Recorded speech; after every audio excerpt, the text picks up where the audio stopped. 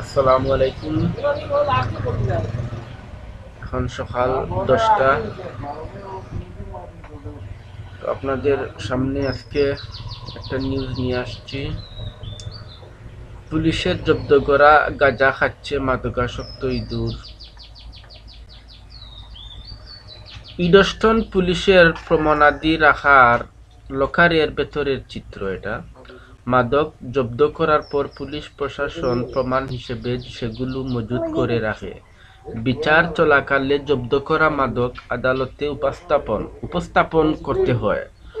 যুক্তরাষ্ট্রের টেক্সাস অঙ্গরাজ্যের Houston police ও নগর কর্মকর্তারা একইভাবে কাজ করেন।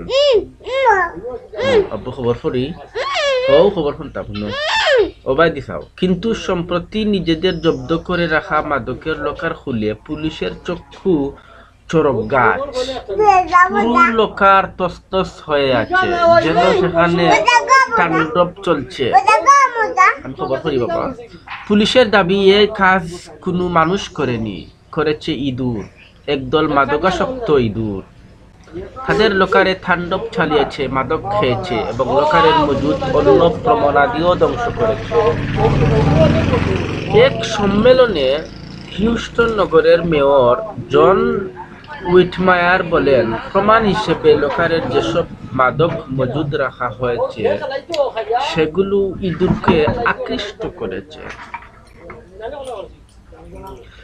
ওইসব মাদক খেতে গিয়ে ইঁদুরগুলো প্রমাণাদি নষ্ট করেছে।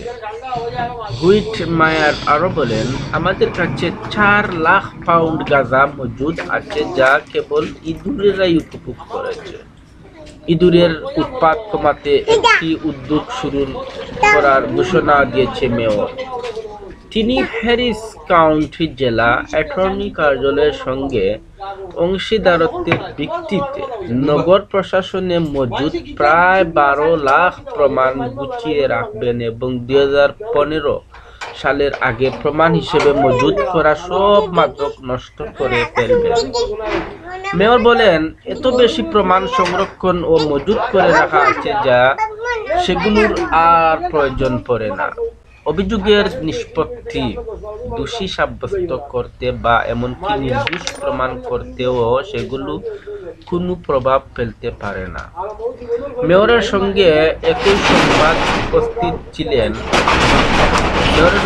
সংবাদ সম্মেলনে উপস্থিত ছিলেন হিউস্টন ফরেনসিক সায়েন্স সেন্টারের প্রধান পিটার স্ট্রুট। খবর পড়িলাই